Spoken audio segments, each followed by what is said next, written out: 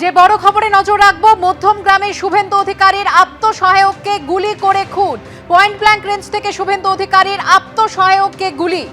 গত সোমবার বিধানসভা নির্বাচনের ফলাফল প্রকাশিত হয়েছে এবং আগামী শনিবার নতুন বিজেপি সরকারের শপথ গ্রহণ, আর তার আগেই ঘটে গেল এই হারহিম করা হত্যাকাণ্ড। গাড়ি থামিয়ে গুলি করা হয় চন্দ্রনাথ রথকে। হাসপাতালে নিয়ে গেলে মৃত বলে ঘোষণা করেন চিকিৎসকরা। সেই সঙ্গে আহত শুভেন্দু অধিকারীর আত্মসহায়কের গাড়ির চালকও।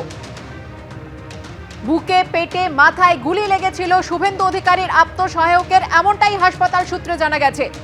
আমাদের প্রতিনিধি অনির্বাণ বিশ্বাস আরো বিশদে এ নিয়ে আমাদের জানাবেন। সরাসরি চলে যাব অনির্বাণের কাছে। অনির্বাণ, কতজন আততায়ী ছিল, তারা কিভাবে এসেছিল, কিভাবে ঘটলো এই ঘটনা?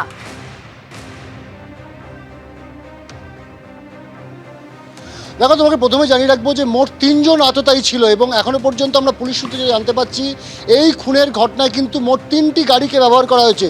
2টি মোটর বাইক এবং একটি কিন্তু 4 চাকার নিসান মাইক্রা গাড়ি। এবং এই যে 3টি গাড়িকে ব্যবহার করা হয়েছে, যেটা পুলিশ জানতে পারছে যে যখন 10টা থেকে 10:10-এর মধ্যে চন্দ্রনাথ রথের গাড়ি যখন বাড়ির দিকে যাচ্ছিল, ঠিক আমরা যে জায়গায় দাঁড়িয়ে রয়েছি আমার পিছনে এই জায়গায় কর্ডন করা রয়েছে পুলিশের ঘেরাটোপের মধ্যে, সেই জায়গায় যখন তার গাড়ি পৌঁছয় তখনই কিন্তু তার গাড়িকে কার্যত আড়াআড়িভাবে এই নিসান মাইক্রা গাড়ি, সেই গাড়িটি কিন্তু রাস্তা আটকে দাঁড়িয়ে যায়। এবং সেই সময় পিছন থেকে 2টি মোটর বাইক আসে, যে মোটর বাইক দুটি কিন্তু স্করপিও গাড়ির দুদিকে দাঁড়ায় এবং এলোপাথারি গুলি চালাতে শুরু করে। পুলিশ সূত্রে আমরা যেটা জানতে পারছি, ফরেন্সিকের সঙ্গে কথা বলে পুলিশ একটি বিষয় নিশ্চিত হয়েছে যে আততায়ীরা প্রথম যে গুলি চালিয়েছিল চন্দ্রনাথকে লক্ষ্য করে, সেই গুলি চালানো হয়েছিল একেবারে কাচের জানলার উপরে কিন্তু বন্দুক ঠেকিয়ে। এবং সেই কারণে প্রথম হোল তৈরি হয়, অর্থাৎ গর্ত তৈরি হয় কাচের জানলার উপর, এবং তারপর সেই গর্ত ব্যবহার করে পরপর আরও বেশ কয়েক রাউন্ড গুলি চালানো হয় চন্দ্রনাথের মৃত্যু নিশ্চিত করতে। শুধু তাই নয়, অন্যদিকে চন্দ্রনাথ যখন গুলিবিদ্ধ হচ্ছেন তখন উল্টো দিকে চন্দ্রনাথের পাশের আসনে বসে থাকা, চালকের আসনে বসে থাকা তারই গাড়ির চালক, তাকে লক্ষ্য করে আরেক দুষ্কৃতী তিনিও গুলি ছুটতে শুরু করেন, এমনটাই কিন্তু প্রাথমিকভাবে পুলিশ মনে করছে।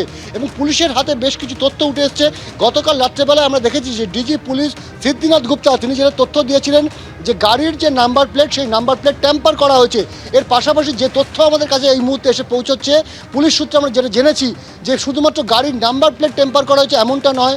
পুলিশ যখন এই ধরনের ক্ষেত্রে যে গাড়ির নাম্বার প্লেট যখন পাওয়া যায় না বা সেটা যখন ট্যাম্পার থাকে, তখন সেক্ষেত্রে তারা গাড়ির চ্যাচিস নাম্বারকে ব্যবহার করে তাদের পজ সফটওয়্যারে চ্যাচিস নাম্বার দিলেই সেখান থেকে গাড়ির নাম্বার বেরিয়ে আসে অটোমেটিক্যালি। কিন্তু এক্ষেত্রে দেখা যাচ্ছে যে গাড়িতে যে যে জায়গায় এই চ্যাচিস নাম্বার থাকার কথা, চ্যাচিসে বা বনেটের ভেতরে বা দরজায়, সমস্ত জায়গায় চ্যাচিস নাম্বার ট্যাম্পার করা হয়েছে। এটা কোনো সাধারণ দুষ্কৃতীর পক্ষে এতটা নিখুঁত পরিকল্পনা করে এই ধরনের খুন ঘটানো সম্ভব নয়, এমনটাই কিন্তু মনে করছেন তদন্তকারী আধিকারিকরা। এবং তারা মনে করছেন যে একেবারে সুপরিকল্পিতভাবে গোটা ঘটনা ঘটানো হয়েছে। অন্যদিকে পুলিশের হাতে এই ঘটনার পর থেকেই পুলিশের একটি বিশেষ টিম কাজ করছিল, যারা গোটা মধ্যমগ্রাম, দোলতলা, বারাসাত এই চত্বরের যে সিসি ক্যামেরা, সেই সিসি ক্যামেরার ফুটেজ খতিয়ে দেখা শুরু করে। এবং সেই সিসি ক্যামেরার ফুটেজ খতিয়ে দেখতে যেটা জানা যাচ্ছে যে এই যে নিসান মাইক্রা গাড়ি, সেই নিসান মাইক্রা গাড়িটা প্রথম ধরা পড়ে কিন্তু 3:57 দোলতলার কাছে সাহারা ব্রিজে। এবং সাহারা ব্রিজে সেই ফুটেজ ইতিমধ্যে পুলিশের কাছে এসে পৌঁছেছে। তবে ঠিক কী কারণে এই খুন, সেই নিয়ে কিন্তু এখনও পর্যন্ত মোটিভ স্পষ্ট নয়। 9 ঘন্টা অতিক্রান্ত হয়ে গিয়েছে এখনও পর্যন্ত খুনিদের কোনো সন্ধান পুলিশ কিন্তু করতে পারেনি। তাই পুলিশ যেটা মনে করছে অত্যন্ত সুচতুরভাবে, সুপরিকল্পিতভাবে রেকি করে গোটা ঘটনা ঘটানো হয়েছে। তার কারণ কেন বলছেন তারা এই কথা, কেন মনে করছেন? কারণ ঘটনা ঘটেছে 10টা থেকে 10:15-এর মধ্যে, এবং যে গাড়িটিকে লোকেট করা গিয়েছে বা যে গাড়িটিকে দোলতলা সাহারা ব্রিজের কাছে লোকেট করা গিয়েছে এবং তার যে ফুটেজ হাতে এসেছে, সেইটা কিন্তু বিকেল 4টে নাগাদ, অর্থাৎ খুনের প্রায় 6 ঘন্টা আগে গাড়িটি মধ্যমগ্রাম এলাকায় পৌঁছে যায়। স্বাভাবিকভাবে পুলিশ যেটা মনে করছে যে গাড়িটি কিন্তু মধ্যমগ্রাম এলাকায় আসার পর এই যে শুভেন্দু অধিকারী যিনি আত্মসহায়ক রয়েছেন, তার বাড়ির চারপাশে কিন্তু গাড়িটি বেশ কয়েকবার ঘুরেছিল বলে তারা মনে করছেন। রেকি করেছিল যে ঘটনার কিভাবে ঘটানো হবে এবং কোন রাস্তা দিয়ে পালানো হবে। এবং পুলিশ যেটা জানতে পেরেছে ইতিমধ্যে যে 2টি বাইকে করে 3 জন দুষ্কৃতী তারা পালিয়ে যান। এই 3 জন দুষ্কৃতী যখন পালিয়ে যাচ্ছেন, সেক্ষেত্রেও কিন্তু তারা একটা পরিকল্পনা নিয়েছে। কী সেই পরিকল্পনা? পুলিশ সূত্রে আমরা যা জানতে পাচ্ছি যে বাইক দুটো সম্পূর্ণ ভিন্ন ডিরেকশনে যায়।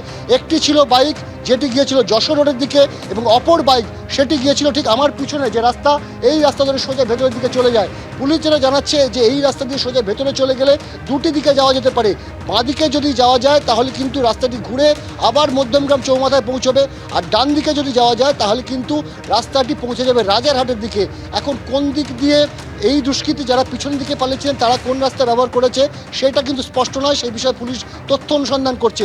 অন্যদিকে আর যশোর রোডের দিকে যে বাইকটি গেছিল, বাইকটির ছবি ধরা পড়েছে কিন্তু তার নাম্বার প্লেট স্পষ্ট নয়, এমনটাই কিন্তু আমরা পুলিশ সূত্রে জানতে পারছি। ফলত এই ঘটনা কারা ঘটালো, এতটা সুপরিকল্পিতভাবে কারা ঘটালো সেই বিষয়ে কিন্তু স্পষ্ট কোনো ধারণা এই মুহূর্তে 9 ঘন্টা কেটে গেলেও পুলিশের কাছে নেই।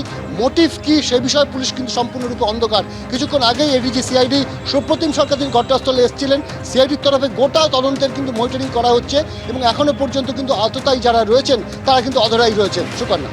অনির্বাণ, তুমি আমাদের সঙ্গে থাকো, তদন্তে আর কি কি উঠে আসে প্রত্যেক মুহূর্তে আমাদের নজর রয়েছে। এবিপি আনন্দ, এগিয়ে থাকে, এগিয়ে রাখে।